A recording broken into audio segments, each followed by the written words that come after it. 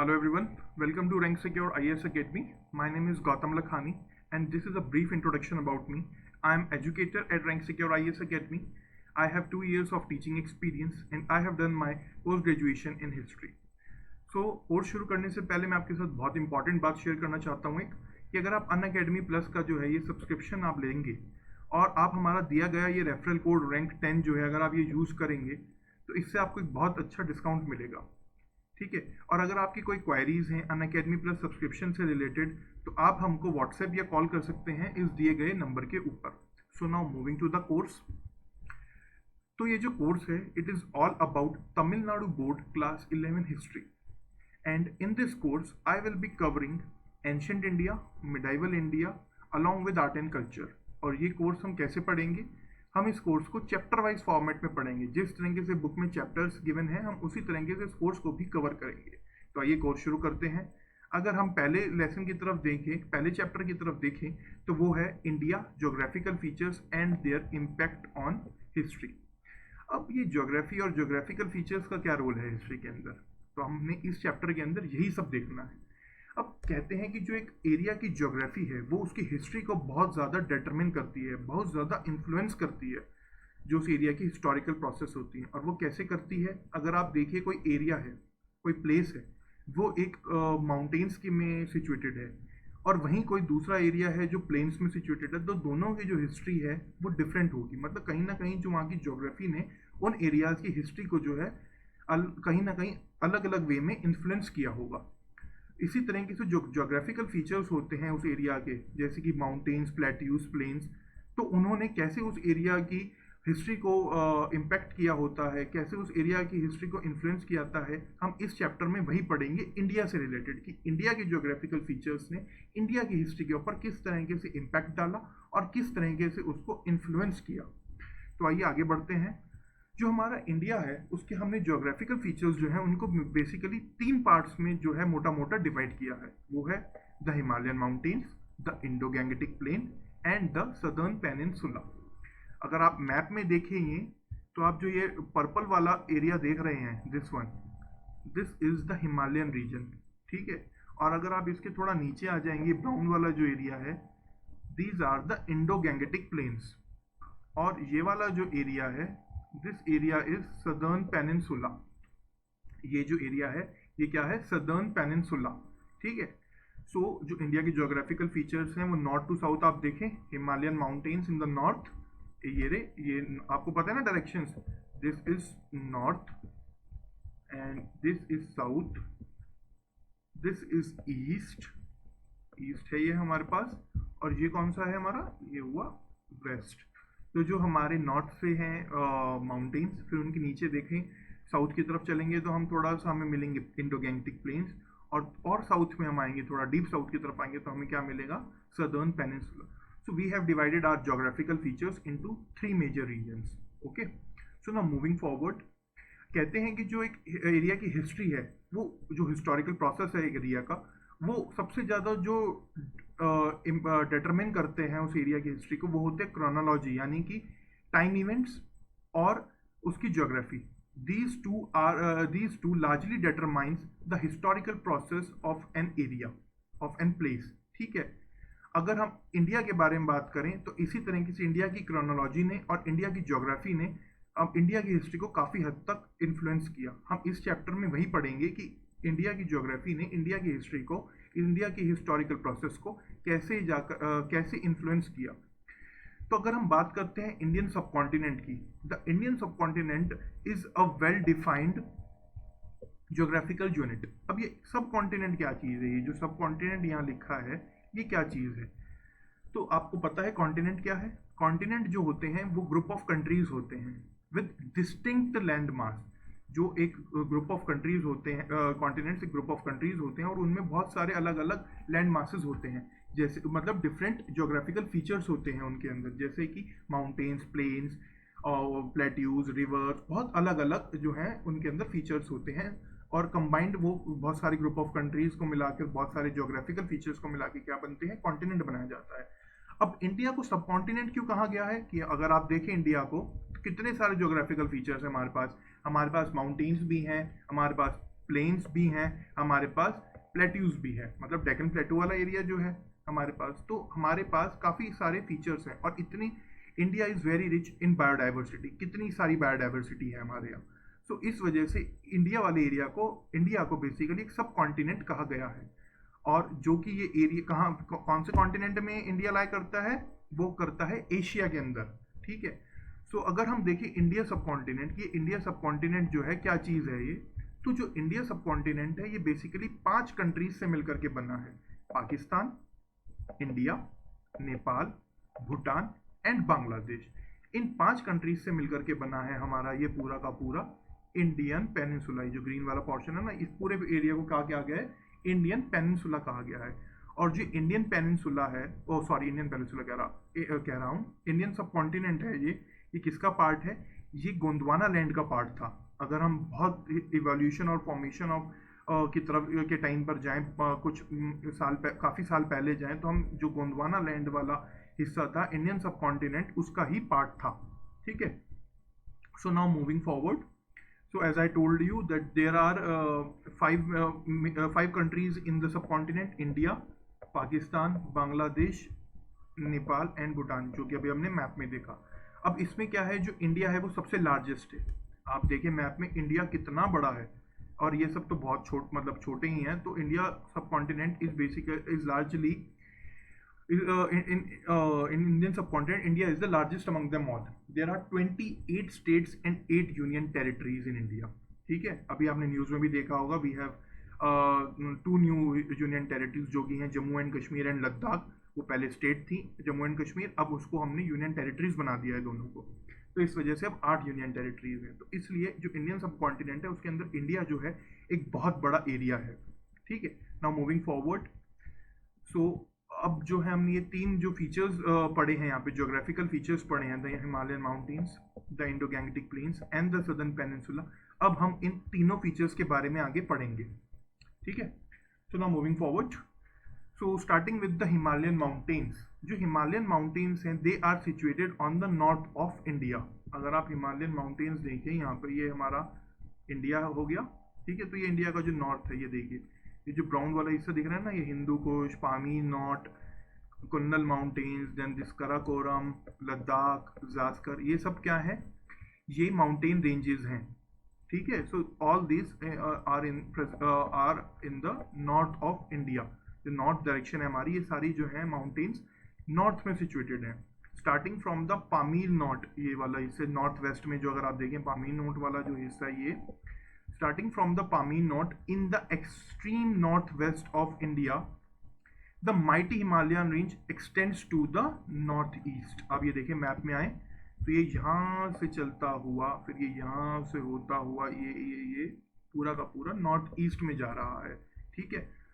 सो जो ये पूरी हिमालयन माउंटेन रेंज जो है, ये बेसिकली 2560 किलोमीटर्स लंबी है, और ये जो इसकी ब्रेड्थ है वो 240 to 320 किलोमीटर्स की ब्रेड्थ है।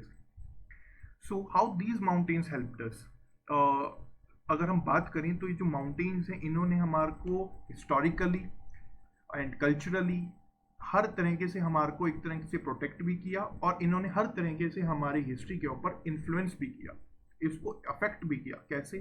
बिकॉज जो हिमालयन माउंटेन्स है they act as a natural wall and protect the country against the cold Arctic winds blowing from Serbia or Siberia to through Central Asia। अगर हम north की तरफ चले जाएं, थोड़ा ऊपर की तरफ देखें इंडिया से जा करके, तो हमें क्या दिखेगा, तो किर्गिस्तान और Kazakhstan and then Russia, Siberia वाला हिस्सा सारा दिखेगा ना। तो वहाँ से जो ठंडी हवाएं चलती हैं उनसे हमें जो हिमालयाज हैं वो एक नेचुरल वॉल की तरह उनसे हमें प्रोटेक्ट करते हैं हिमालयाज, ठीक है।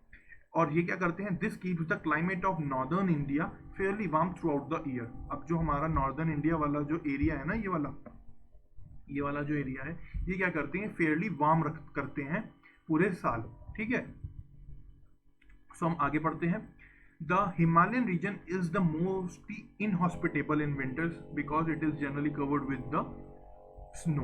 अगर आप हिमालयाज की तरफ देखें तो ये जो सर्दियों के टाइम में है, ये नॉर्थ वाला एरिया, ये ज़्यादातर इनहॉस्पिटेबल ही रहता है, मतलब यहाँ पे ज़्यादा मूवमेंट नहीं हो सकती बिकॉज ये ज़्यादातर स्नो से ही कवर्ड रहता है.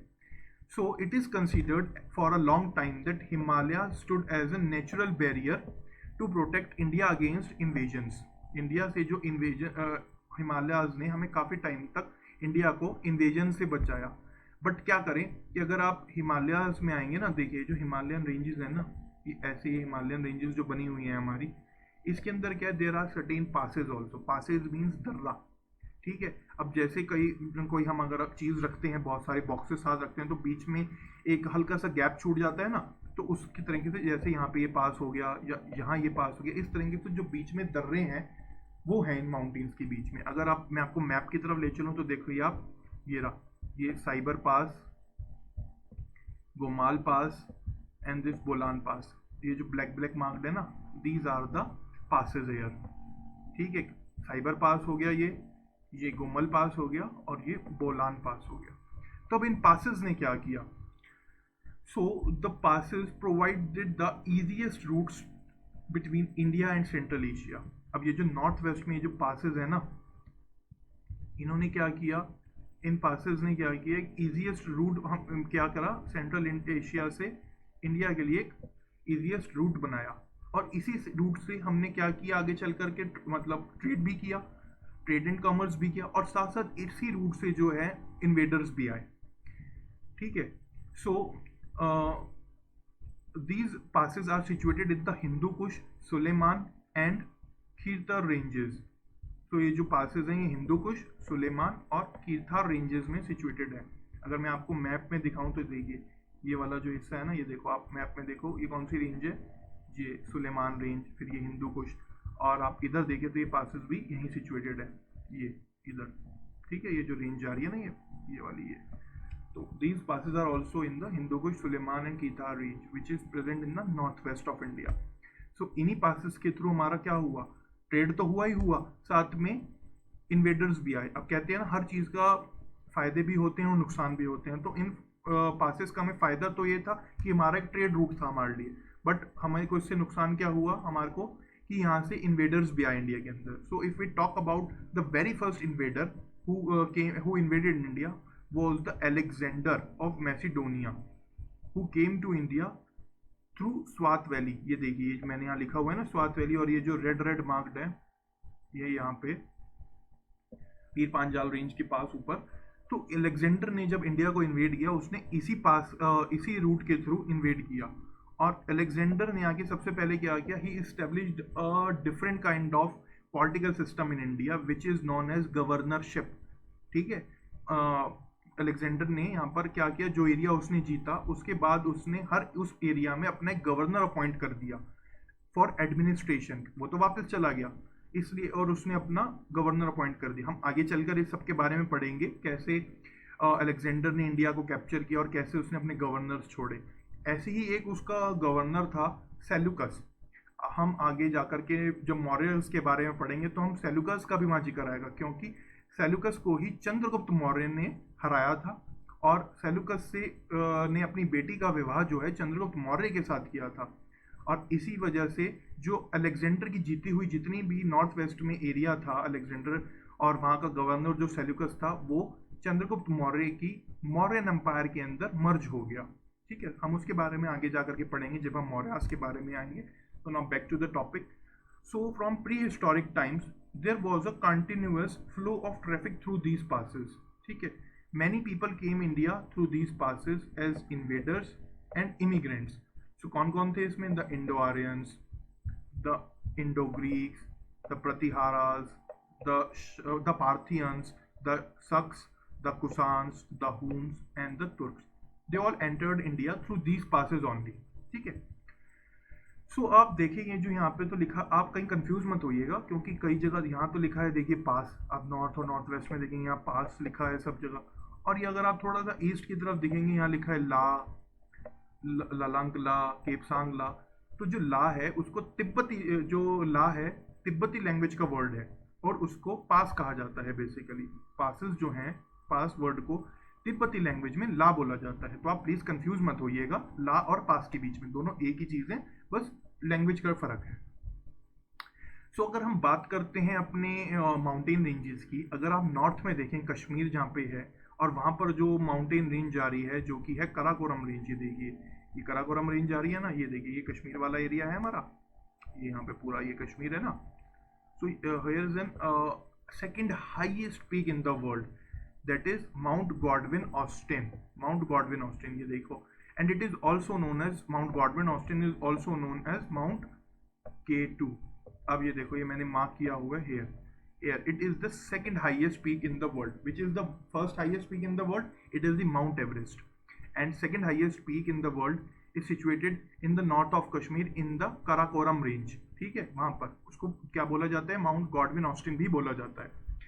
सो जो ये this part of the Himalaya, जो नॉर्थ वाला पार्ट था हिमालयाज का, जो यहाँ के पासेस थे वो बहुत ऊंचे थे, मतलब काफ़ी एलिवेटेड प्लेटफॉर्म थे और वो ज़्यादातर स्नो से ही कवर्ड रहते थे, इसलिए इस पासेस से जो है मूवमेंट जो था वो काफ़ी मुश्किल था। यहाँ पर जो पासेस हैं जितने भी, उनसे मूवमेंट जो है कश्मीर वैली की तरफ मुश्किल था। अब वैली क्या चीज़ है, valley is a land between the mountains, उसके आसपास सारे माउंटेन्स हैं, वहाँ बीच में क्या होता है, वैली होता है। ठीक है, आप ये पढ़िए, देखिए लिखा है ना, the valley of Kashmir is surrounded by high mountains, however it could be reached through several passes, कुछ passes के थ्रू हम पहुंच सकते थे वहां पर। so the Kashmir valley remains unique for its tradition and culture। अगर हम आज भी देखें तो कश्मीर का जो कल्चर है, वहाँ का जो ट्रेडिशन है वो कितना यूनिक है as compare to other parts of India. ठीक है, और अगर हम थोड़ा सा नॉर्थ की तरफ थोड़ा ईस्ट की तरफ आ जाएंगे होते हुए हम इधर, तो हमको यहाँ पर क्या दिखेंगे, जो ये माउंटेन रेंजेस है, आप ये देखिए ये जो माउंटेन रेंजेस है, अगर हम नॉर्थ वेस्ट से होते हुए, नॉर्थ से होते हुए कहाँ जा रही है, ये ईस्ट में जा रही है ना। So if we came to east then it extend up to the Assam वाला एरिया, ये असम है यहाँ पे। So it extend up to the Assam वाला एरिया यहाँ पूरा। ठीक है, तो आप ये देखिए ये पतकई बम, देन नागा हिल्स, यहाँ नीचे आगे थोड़ा Mizo hills. So these are the hills, these are the extended mountain Himalayan mountains in the east of India। so जो ये वाले mountains है, these hills are covered with thick forest। आप जहाँ पे अगर जाएंगे आप तो देखेंगे कितनी ज़्यादा थिक फॉरेस्ट है और इतनी ज़्यादा रेन होती है यहाँ पर कि ये ज़्यादातर इनहॉस्पिटेबल ही रहते हैं, यहाँ पर मूवमेंट्स होना बहुत ही ज़्यादा मुश्किल है। जो नॉर्थ ईस्ट के माउंटेन्स थे, इन्होंने क्या किया, नॉर्थ ईस्ट इंडिया को एक तरीके से आइसोलेटेड ही रखा। ठीक है, इन माउंटेन रेंजेस ने क्या किया, जो नॉर्थ ईस्ट वाला ये एरिया था हमारा, इसको इन लोगों ने जो है इनहॉस्पिटेबल ही रखा, क्योंकि यहाँ पे बहुत ज़्यादा हैवी डेंस फॉरेस्ट हैं और माउंटेन्स वगैरह हैं और यहाँ पर बहुत ज़्यादा रेन होती है। सो ये वाला एरिया काफ़ी हद तक जहाँ पर इनहॉस्पिटेबल ही रहा। अगर अब हमने हिमालयाज के बारे में पढ़ लिया है, मतलब एक हमने जो 3 मेजर रिलीफ ज्योग्राफिकल फीचर्स थे, इन तीनों के बारे में, हम तीनों में से हमने हिमालयाज के बारे में पढ़ लिया है। तो अगर हम एक बार थोड़ा सा ब्रीफ में लें इस चीज़ को, कैसे हुआ, हिमालयाज ने जो बीच में पासेस थे, इनसे क्या हुआ, इनसे जो है इन्वेडर्स आए, ट्रेड एंड कॉमर्स तो साथ साथ फ्लरिश हुआ ही, बट साथ में ट्रेडर्स भी आए। कौन कौन थे वो traders, Indo Aryans, Indo Greeks, Parthians, सक, कुषाण, हुन्स एंड तुर्क्स। इनकी वजह से क्या हुआ, इंडिया की हिस्ट्री में और इंडिया के कल्चर में क्या चेंजेस आए, हमारा पॉलिटिकल सिस्टम चेंज हुआ, हमारा कल्चर चेंज हुआ, हमारा रिलीजन चेंज हुआ। क्यों, क्योंकि जो इंडो आर्यंस आए उनका इंडिया के जो नेटिव्स थे उनसे डिफरेंट रिलीजन था, ग्रीक्स का डिफरेंट रिलीजन था, सब कुषाण इन सब का डिफरेंट रिलीजन था, फिर तुर्क्स, इस्लाम, इन सब का डिफरेंट रिलीजन ही था। तो इन्होंने क्या हुआ, ये जब आए तो इन्होंने हमारा कल्चर भी इफेक्ट किया और हमारा रिलीजन भी इफेक्ट किया, जिस वजह से क्या हुआ, हमारी हिस्ट्री जो है काफ़ी हद तक इन्फ्लुएंस्ड हुई इन सब चीज़ें, इन सब एक्टिविटीज़ की वजह से। सो this is all about Himalayas, that how they affected our culture and how they affected our history। So now moving forward to the second geographical features, which is the Indo-Gangetic Plain। आप map में देखिए, जो Indo-Gangetic plane है वो कौन है, वो basic majorly 3 reverse के बीच में है, जो कि है इंडस, गंगा, और अगर आप थोड़ा सा, मेरे पास ये मैप थोड़ा छोटा रह गया, अगर आप बांग्लादेश की साइड जाएंगे और थोड़ा ईस्ट की तरफ जाएंगे तो आपको यहाँ पे कहीं मिलेगी ब्रह्मपुत्रा। ठीक है, सो जो ये वाला ग्रीन वाला एरिया है ना, ये this area is known as the Indo Gangetic plain, और ये एरिया अपने आप में बहुत ज़्यादा इंपॉर्टेंस रखता है।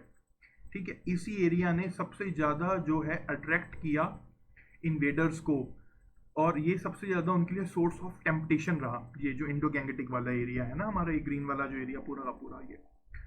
सो क्यों, What's the reason behind this? Because this vast plain is the most fertile and productive because of the alluvial soil. अब ये alluvial soil कहाँ से आ गई? ये alluvial soil है brought by the streams of the rivers and its tributaries. जो ये हमारी रिवर्स आ रही हैं, यहाँ पे चेक, यमुना हो गई, यहाँ गंगा हो गई, या ये जो इंदस वाली रिवर है, इनसे क्या हो रहा है? एलुवियल सॉइल जो है डिपॉजिट हो रही है इन प्लेन्स के अंदर, जिस वजह से ये प्लेन्स जो है हाईली मोस्ट फर्टाइल हैं और प्रोडक्टिव बन जाते हैं. अगर आप थोड़ा सा इंडस रिवर की तरफ देखें इस एरिया में, तो क्या पड़ता है हमारा यहाँ पे? पंजाब प्लेन्स वाला एरिया पड़ता है ना ये सारा. तो जो पंजाब प्लेन है ये बेसिकली बना है 5 रिवर से मिलकर. ये जो पंजाब प्लेन वाला एरिया है ये 5 रिवर से बनकर मिला है, इसलिए इसका नाम पंजाब है. What does the literal meaning of Punjab is? Panch means 5 and Ab means land between the rivers. आप ये देखिए कौन कौन सी हैं 5 रिवर? झेलम, चेनाब, रावी एंड सतलज. ठीक है, इन और इंदस, इन 5 रिवर से मिलकर जो है कौन बना है? हमारा पंजाब वाला एरिया बना है. ठीक है. So the Indus River rises beyond the Himalayas and its major tributaries are Jhelum, Chenab, Ravi, Satluj and Beas, जो अभी हमने मैप में देखी. So the Punjab plains are benefited by the Indus River system. जो Indus River system है ये पूरा का पूरा Indus River system है, तो जो पंजाब plains है are benefited by these river system only. ठीक है.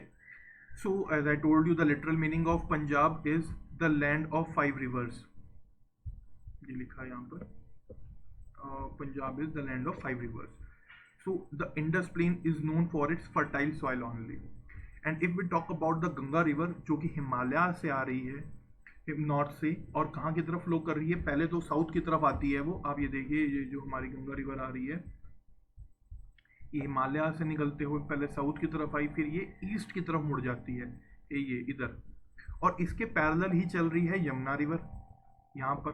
तो जो ये वाला एरिया है ना, ये वाला एरिया, इसको क्या बोला जाता है? गंगा यमुना दोआब. इस एरिया को बोला जाता है गंगा यमुना दोआब. ये देखिए, what is doab? The land between 2 rivers. Punjab means the land between 5 rivers and doab means land between the 2 rivers. So the Indo Gangetic plain has contributed to the rise of urban centers also. अब ये जो पूरा के पूरा इंडो-गैंगेटिक प्लेन वाला reason है ना, Indus, Ganga, Yamuna और ब्रह्मपुत्रा के बीच में, इसने क्या किया? ये बहुत सारे अर्बन सेंटर्स भी यहाँ पर डेवलप हुए. अगर हम बात करें द एंशियंट कल्चर, जो हमारा इंडिया का सबसे एंशियंट कल्चर है हमारी सभ्यता का, that is the Indus valley civilization, Indus valley culture, the Harappan culture. वो कहाँ पर डेवलप हुआ? वो इंडस नदी के किनारे इस एरिया में जो है वो जा करके डेवलप हुआ था. और अगर हम बात करें वैदिक कल्चर की, तो वो जो है अगर हम देखें इधर, सो द वैदिक culture prospered in the western Gangetic plains. जो वेस्टर्न गैंगेटिक प्लेन वाला हिस्सा है ये इधर की तरफ, वैदिक कल्चर यहाँ पे कहीं जो है डेवलप हुआ था, फ्लरिश हुआ था. ठीक है. सो these Indo-Gangetic plains has also contributed to rise of urban centers in India.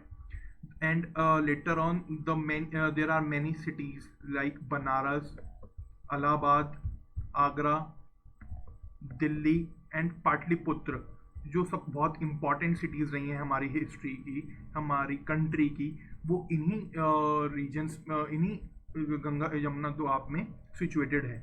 ठीक है. सो अब पाटलिपुत्र का अगर हम कहें, पाटलिपुत्र के बारे में बात करें, Pataliputra was the most important region which was situated in the Ganga on the confluence of river Ganga and river Son, जो कि एक गंगा की ही ट्रिब्यूटरी है.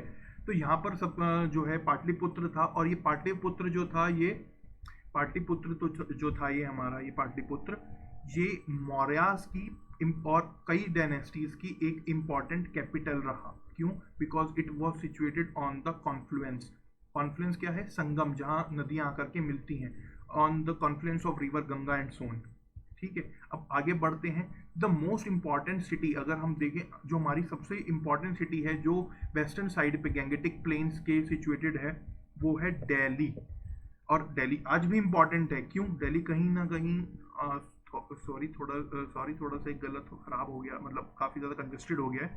दिल्ली कहीं ना कहीं यहाँ सिचुएट करता है। क्यों? दिल्ली आज भी कितना इंपॉर्टेंट है हमारी पॉलिटिकल सिस्टम के लिए, हमारी इंडिया की कैपिटल है Delhi. So in the ancient time and in the medieval times also, Delhi is the most important city which was established on the western side of the Gangetic Plain. There are many decisive battles in the Indian history, that is the battle of Kurukshetra, Tarayan and Panipat were fought near Delhi. Delhi के आसपास ही ये जो 3-4 battles हुई हैं इन areas में, तराइन में, पानीपत में, कुरुक्षेत्र में, वो दिल्ली के पास ही हुई। आपको पता होगा कि तराइन की 2 बैटल्स थी जो किस किस के बीच में हुई थी, पृथ्वीराज चौहान के बीच में और मोहम्मद गौरी के बीच में। जिसमें एक बैटल में तो पहली बैटल में तो पृथ्वीराज चौहान जीत गए थे और दूसरी बैटल में मोहम्मद गौरी जीत गए थे। ठीक है, और ऐसे ही पानीपत के भी 3 युद्ध हुए हैं जो बहुत इंपॉर्टेंट हैं, और तीनों युद्धों ने अपने अपने टाइम में हिस्ट्री को, इंडिया की हिस्ट्री को बहुत ज़्यादा इन्फ्लुएंस किया, बहुत ज़्यादा अफेक्ट किया। कहें तो एक तरीके से पूरी हिस्ट्री को, पूरे कल्चर को काफ़ी हद तक चेंज करने में, काफ़ी हद तक इन्फ्लुएंस करने में बैटल्स ऑफ पानीपत का बहुत ज़्यादा हाथ है। और इसी तरीके से बैटल ऑफ तराइन का भी हाथ है। क्यों?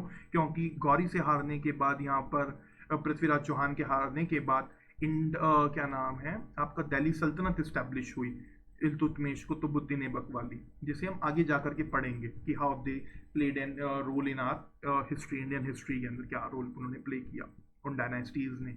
Okay, so now also this plain had as I told you, this plain has been a source of temptation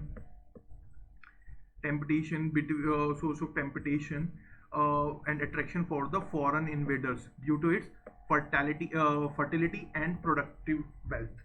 अब आप देखिए आज के टाइम पे तो जो हमारी इकोनॉमी है वो ज़्यादातर मतलब हमारी इकोनॉमी में कितने सारे चीज़ें आ गई हैं। आईटी सेक्टर आ गया है, मैन्युफैक्चरिंग सेक्टर आ गया है, इंडस्ट्रीज आ गई हैं, कॉर्पोरेट सेक्टर पूरा डेवलप हो गया जो हमारी इकोनॉमी को सपोर्ट करता है। बट एंशियंट टाइम की अगर हम बात करें तो वो था एग्रीकल्चर, जो सबसे ज़्यादा वेल्थ जनरेटिंग सेक्टर था हमारी इकोनॉमी के अंदर। सारी चीज़ें जो हैं वो एग्रीकल्चर के ऊपर ही एक तरीके से डिपेंडेंट थी। कहें तो आज भी 60 से 70% जो है हमारी population, it is engage in the agriculture only in India. So आज भी हमारी इकोनॉमी काफ़ी हद तक एग्रीकल्चर के ऊपर काफ़ी ज़्यादा डिपेंड करती है। ठीक है, मतलब एक काफ़ी ज़्यादा approx, I am not sure about the figures, agriculture का जो हमारा जीडीपी को सपोर्ट है वो कहीं ना कहीं 10 से 15% है, जो एक बहुत बड़ा शेयर है अपने आप में। सो ये जो गंगा यमुना वाला दोआब है, it was the most coveted, ये जो गंगा यमुना वाला दोआब है ना, this was the most coveted and contested area. इस एरिया की वजह से बहुत सारी बैटल्स हुई। ठीक है, the rivers in this region served as arteries for commerce and communication. ये जो यहाँ पर रिवर्स हैं जितनी भी है आप देखें, ये हो गई, ये गंगा हो गई, यमुना हो गई, चंबल हो गई। सो इन लोगों ने, इन रिवर्स ने क्या किया, they act as a arteries between the commerce and trade. क्यों? क्योंकि उस टाइम पर रोड्स तो हुआ नहीं करती थी ज़्यादा, जंगल वगैरह ही हुआ करते थे। तो लोग क्या करते थे, खुद मतलब जो ट्रांसपोर्टेशन होता था चाहे लोगों का या रॉ मटेरियल्स का, वो इन्हीं रिवर्स के थ्रू होता था by boats.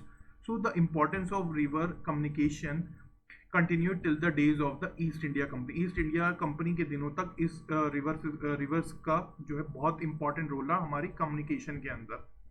So this was all about the Indo Gangetic planes. कैसे इंडो गैंगेटिक प्लेन्स ने जो है हमारी हिस्ट्री को अफेक्ट किया, इन्फ्लुएंस किया, कैसे यहाँ पर कितनी बैटल्स हुई इंडो गैंगेटिक प्लेन्स के लिए, कितने इन्वेडर्स आए यहाँ इसको कैप्चर करने के लिए। So this was all about the Indo-Gangetic Plains, how they played an important role in our history. So now coming to the third geographical features, which is the Southern Peninsula. आप map में देखिए, ये है, ये जो area है ना, this is the Southern Peninsula. अब ये पेनिनसुला क्या चीज़ है? पेनिनसुला होता है land which is covered by water from 3 sides. अगर आप देखें जो ये जो पेनिनसुला वाला एरिया है, ये जो पेनिनसुला वाला एरिया है, ये क्या है, ये 3 तरफ से पानी से घिरा हुआ है। Arabian Sea in the west, Bay of Bengal in the east and Indian Ocean in the south. So इसलिए इस एरिया को बोला जाता है पेनिनसुला।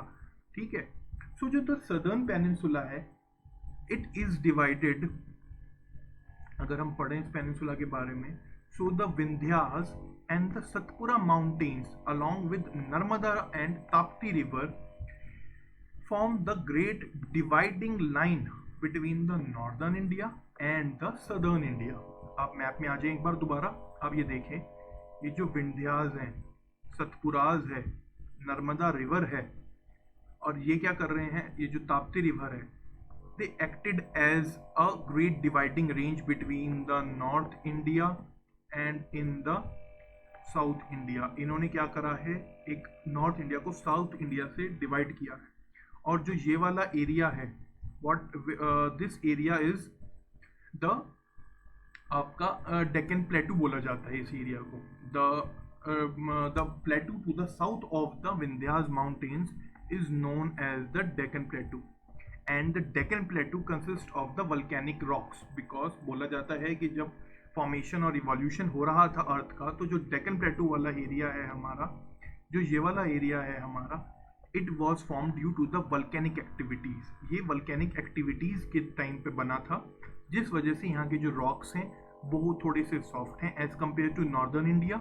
और इसी वजह से यहाँ पर हमें बहुत सारे रॉक कट मोनेस्ट्रीज, बहुत सारे रॉक कट टेम्पल्स मिलते हैं डेक्कन इंडिया के अंदर, जिनका जैसे कि मैं अगर आपको एग्जांपल दूं तो there are Ellora and Ajanta caves, Elephanta caves. So these are the rock cut monasteries and rock cut temples situated in the Deccan and in the South India. So the Deccan Plateau is flanked by the Eastern Ghats and the Western Ghats. Coming to the map, आप अगर मैं आपको दिखाऊं तो ये हैं Western Ghats और ये हैं Eastern Ghats, और बीच में है ये Deccan Plateau वाला area. So the Deccan Plateau is flanked by the Western Ghats and the Eastern Ghats. ठीक है. And the passes in the Western Ghats like Junnar, जो वेस्टर्न घाट है, ये इसके अंदर बीच बीच में कुछ पासेस भी हैं जो यहाँ पे है. तो ये जो हैं passes, they act as a link, they linked the trade routes to the Western Ghats from of Deccan plateau to the western ports. इन ट्रेड रूट्स ने क्या किया, अगर हम देखें यहाँ डेक्कन प्लेटू से वेस्टर्न पोर्ट्स की तरफ जो है, इन पासेस ने एक बहुत ज़्यादा एक लिंक बना दिया और ट्रेड रूट्स बना दिए यहाँ पे. सो इन द सदर्न एंड यहाँ पर जो सबसे फेमस है वो है पालघाट पास. वो कहीं ना कहीं आई गेस इधर है, यहीं कहीं है पालघाट पास. तो Palghat pass was the most important trade route between the Indo Roman, Indians and Romans के बीच में बहुत इंपॉर्टेंट ट्रेड रूट था पालघाट पास. वो क्या करता था, वेस्टर्न पोर्ट्स को डेक्कन प्लेटू से जो है मिलाता था, एक लिंक क्रिएट करता था, एक ट्रेड रूट बनाता था. ठीक है. तो the Palghat pass was an important trade route for the Indo Roman trade in the ancient times.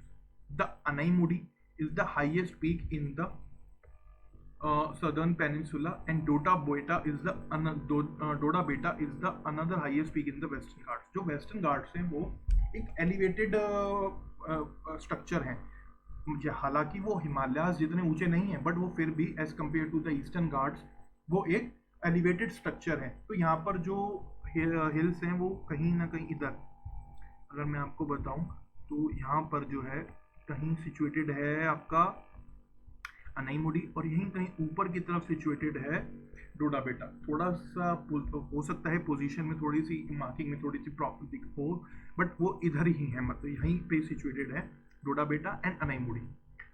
So the Eastern Ghats are not very high as compare to the Western Ghats. As I told you कि जो eastern Ghats वाला area है ये ज़्यादा ऊंचा नहीं है as compare to the Western Ghats.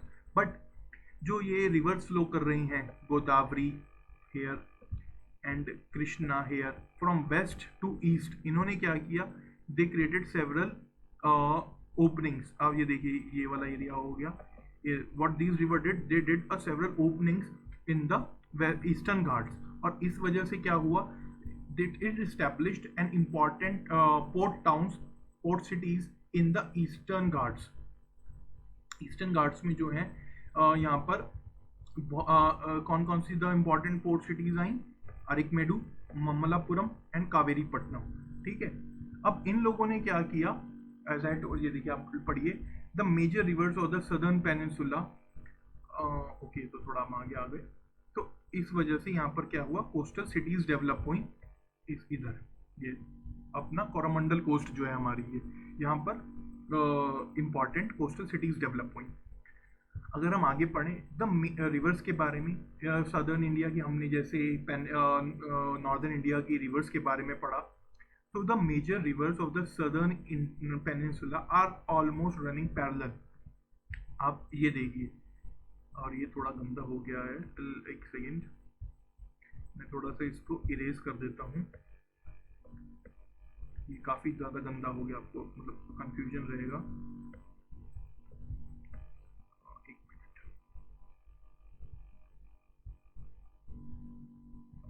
सो आप अगर इस मैप में देखें तो जितनी भी सदर्न इंडिया की रिवर्स हैं, चाहे वो गोदावरी हो गई, चाहे कृष्णा हो गई, चाहे इधर कावेरी हो गई, और इधर ही कहीं यहाँ पर है तुंगभद्रा है, यहाँ पे ऐसे इधर कहीं ये है तुंगभद्रा। तो ये जो तुंगभद्रा हो गई, ये सब क्या है, एक दूसरे के पैरेलल ही है। देखिए गोदावरी, फिर इधर ऊपर ताप्ती, और इधर नर्मदा, फिर नीचे कृष्णा, फिर तुंगभद्रा, फिर this Kaveri. So what the and इधर ये महानदी हो गई। सो ये जो रिवर्स हैं ये बेसिकली पैरेलल हैं एक दूसरे के, ठीक है। सो अब हम देखते हैं नर्मदा और ताप्ती को। ये जो हैं दो ऐसे रिवर्स हैं जो ईस्ट टू वेस्ट फ्लो कर रही हैं। जो नर्मदा है ये हो गई नर्मदा, ये क्या कर रही है, वो वेस्ट टू ईस्ट फ्लो कर रही हैं। So now moving forward, so as we have seen major rivers of the northern India, जो थी जितनी भी इंपॉर्टेंट रिवर्स थी नॉर्दर्न इंडिया की, हमने देखा कि उन्होंने क्या रोल प्ले किया नॉर्दर्न इंडिया में, कैसे हिस्ट्री को अफेक्ट किया। So now if we look at the rivers of the southern India, southern peninsula, that is they are Mahanadi, Narmada, Tapti, ठीक है, Godavari, Krishna, Tungabhadra and Kaveri. If I take you to the map, so you can locate them here, like this is the Narmada river, this is the Tapti river, this is the Mahanadi, and ये हमारी गोदावरी है, ये कृष्णा है, और यहीं कहीं ये ऐसे इधर की तरफ है, यहाँ पर है तुंगभद्रा, और थोड़ा सा नीचे की तरफ आ जाएगी ये कर्नाटका की साइड अपना ऐसे की तरफ, तो ये हमारी है तुंगभद्रा, ठीक है। सो आप देखें कि these rivers are basically parallel. Narmada हो गई, ये फिर ताप्ती, फिर ये गोदावरी, फिर कृष्णा, फिर तुंगभद्रा, और ये कावेरी। तो ये रिवर्स जो हैं ये हैं पैरेलल एक दूसरे के। If we talk about Narmada and Tapti, these are the two rivers which flows from east to west. ये हमारी वेस्ट साइड है और ये हमारा ईस्ट है।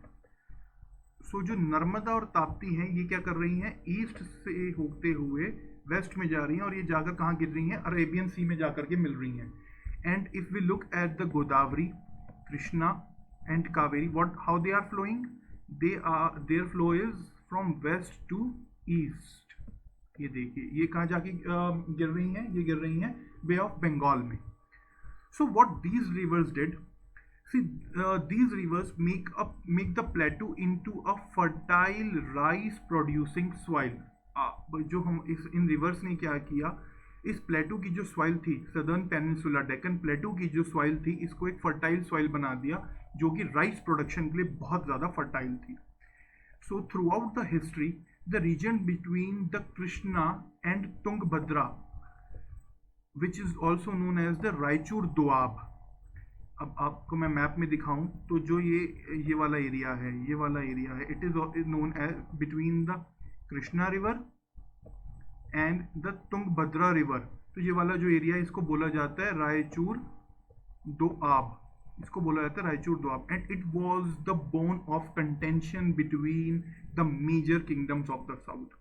इस दोआब, जैसे गंगा यमुना दोआब को लेकर के मेजर किंगडम्स में जो है लड़ाइयाँ हुई नॉर्थ में, इसी तरीके से कृष्णा तुंगभद्रा के बीच जो रायचूर दोआब है, इसको लेकर के भी major kingdoms have fought in the south.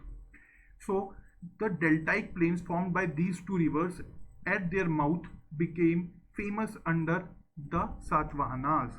तो जो कृष्णा एंड तुंगभद्रा से जो डेल्टाइक प्लेन बना, तो यहाँ पर जो है किनकी पावर थी, किनकी सीट थी, वो थी सातवाहनास की। जैसे हमने ऊपर पढ़ा था पाटलिपुत्र के बारे में कि पाटलिपुत्र जो था वो इम्पॉर्टेंट सीट था एक मौर्यास की वो कैपिटल था। इसी तरीके से सातवाहनास की जो इम्पॉर्टेंट सीट थी वो कृष्णा तुंगभद्रा के डेल्टाइक प्लेन के वहाँ पर थी। So if we look to if we go a little bit down towards the Kaveri river and the Kaveri delta, so the Kaveri here in the map you can see this Kaveri river and Kaveri delta.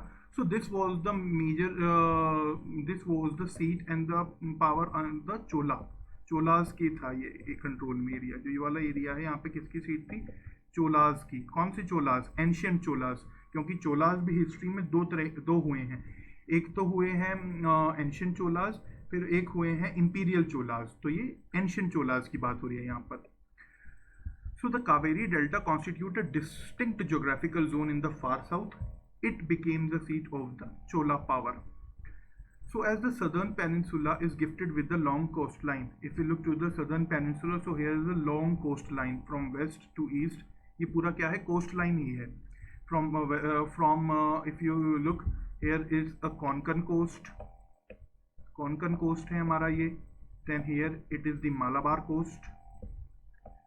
Then this is the Coromandel coast. And if we go a bit above here, these are the northern Sircars. So ये क्या है? हमारी एक coastal line है। So as we have read कि that there are major these Arikmedu, Mamlapuram and Kaveri Patnam, these were the major port cities which developed on the Coromandel coast. तो इसी तरीके से इनको जो cities थी इनसे क्या हुआ? The people of this region, the people of this southern peninsula region who were situated on the coastline took keen interest in the maritime activities. इन लोगों ने क्या करना शुरू किया? They took keen interest in the maritime activities, and this led to the great deal of trade and commerce and through seaways from the earliest times. And they created a channel, they created a seaways of the maritime trade between the countries like Java, Sumatra, Burma and Cambodia. ठीक है। So अब जब trade हुआ, so what happened? Apart from trade, they spread Indian art, religion, culture in these part of world. इन लोगों ने क्या किया? ये ट्रेड के जब थ्रू जाने लगे, ये सीवेज के through maritime trade, maritime activities में जब ये लोग इन्वॉल्व हुए, तो इन लोगों ने जब वहाँ से उनके जावा, सुमात्रा, बर्मा और कंबोडिया के साथ ट्रेड शुरू किया, सो इन लोगों के से ट्रेडिंग एक्टिविटीज के थ्रू क्या हुआ? इंडिया आर्ट, रिलीजन और कल्चर का भी एक्सपेंशन हुआ different parts of the world में। ठीक है। So this was all about the southern peninsula. ये हमने सब पढ़ा है सदर्न पेनिनसुला के बारे में कि अगर हम इसको ब्रीफ में देखें तो सदर्न पेनिनसुला जो है उसको क्या करता है? विंध्यास और सतपुरा माउंटेन्स क्या करते हैं? नॉर्दर्न इंडिया को और सदर्न इंडिया को डिवाइड करते हैं। जो साउथ में आप विंध्यास माउंटेन्स के हैं वो है डेक्कन प्लेटू, जो कि वल्केनिक रॉक से बना हुआ है, और यहाँ के जो रॉक्स हैं वो थोड़े से सॉफ्ट हैं, इजीली कट हो जाते हैं। तो there are rock cut monasteries and rock cut temples in the Deccan. And जो डेक्कन प्लेटू है it is flanked by Eastern Ghats and the Western Ghats. Here if you look into the map, so these are the Western Ghats and these are the eastern ghats. Western ghats are relatively elevated at high altitude as compared to the eastern ghats. No, though they are not highly elevated as compared to the Himalayas, but they are elevated. They are on a good altitude. So इन जो western Ghats के बीच में जो passes थे, जैसे कि हमने ऊपर पढ़ा था हिमालयन माउंटेन्स के बारे में, पहले पढ़ा था कि there are passes which acted as a trade route और जिसमें इन्वेडर्स भी आए। तो ऐसे ही वेस्टर्न घाट्स में भी जो डिफरेंट पासेस थे, जुन्नर, कन्हेड़ी, करले, और जिसमें सबसे फेमस था पालघाट पास। ये क्या हुआ? इससे ट्रेड रूट्स डेवलप हुए वेस्टर्न पोर्ट के, जिसने लिंक किया डेक्कन प्लेटू को वेस्टर्न पोर्ट्स के साथ इन पासेस ने। सो जो पालघाट पास था इसने क्या किया?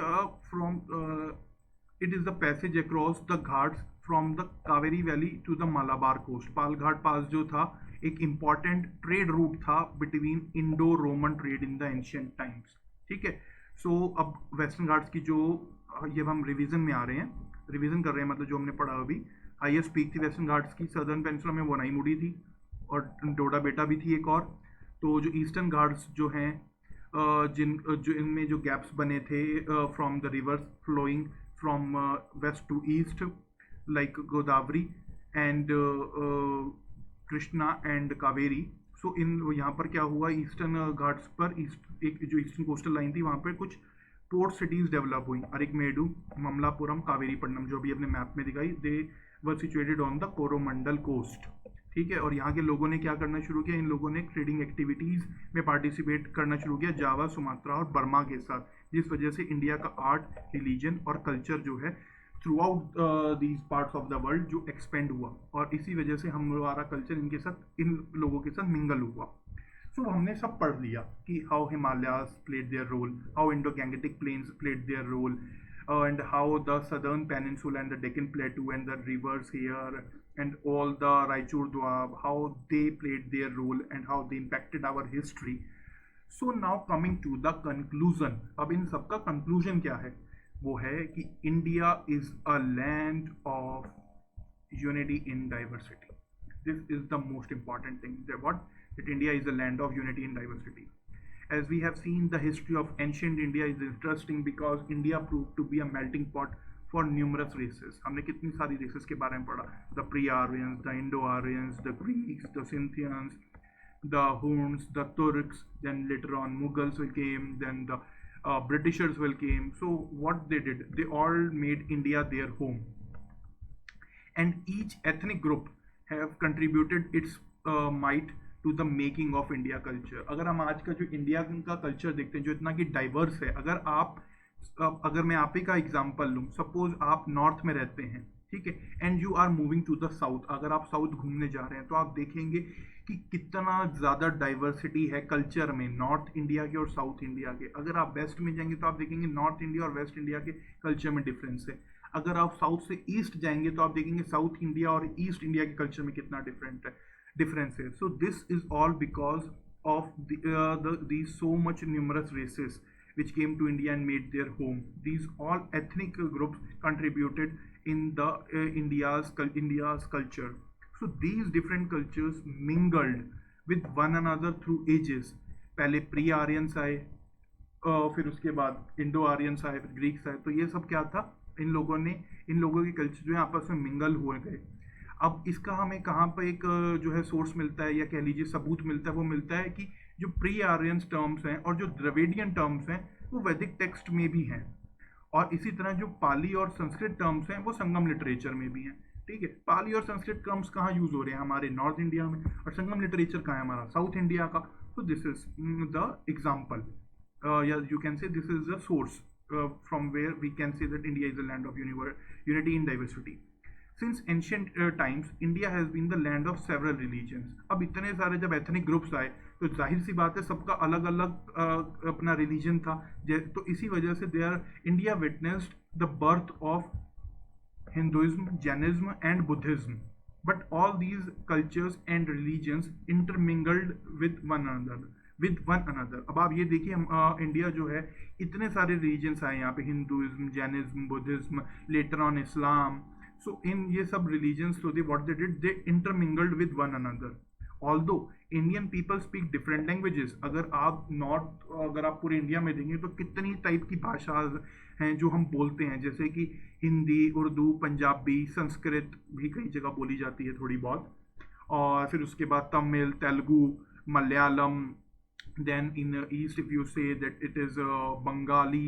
So there are so much languages, and the Indian peoples also practice different religion, that is कोई हिंदू है, कोई जैन है, कोई बौद्ध है, कोई सिख है और कोई मुस्लिम है। So all they practice different religions and observe different social customs also. अगर आप देखें, अगर सपोज आप किसी एथनिक ग्रुप से बिलोंग करते हैं और आप दूसरे एथनिक ग्रुप का देखेंगे और दूसरे रिलीजियस ग्रुप्स का देखेंगे तो कितना ज़्यादा डिफरेंस होता है कस्टम्स और रिचुअल्स के बीच में।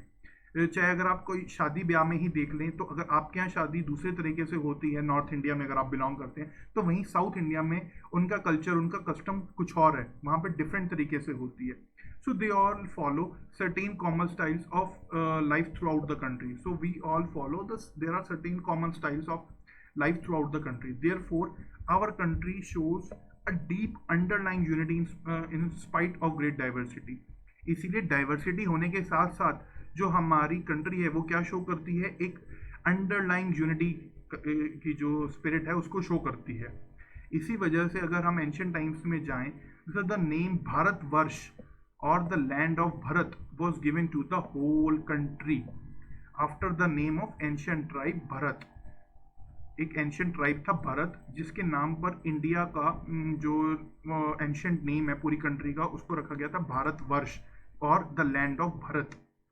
So hence India has emerged a multi-religious and multicultural society, as we have discussed. कितने सारे religions हैं, कितने सारे cultures हैं, कितने different types के लोग हैं, उनकी भाषाएं हैं, उनका रहने का तौर तरीका है. So इसी तरीके से जो इंडिया है वो किस तरह से emerge हुआ आज की डेट में, एक जो हमारा इंडिया है वो क्या है, एक मल्टी रिलीजियस और मल्टी कल्चरल सोसाइटी है. We are intermingled with each other. ठीक है.